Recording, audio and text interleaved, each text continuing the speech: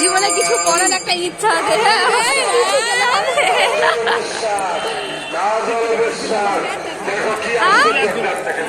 কি বলছো?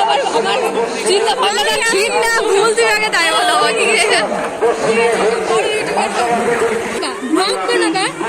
আগে ভালো ফোন কিনবা, বাইরে বিলম্ব না করে মেলাটা দেখুন। 1 বছরের ন্যায় মেলা, কেউ আসে কেউ হয়, কেউ আসছে মেলা এমন ভাবতে হয়।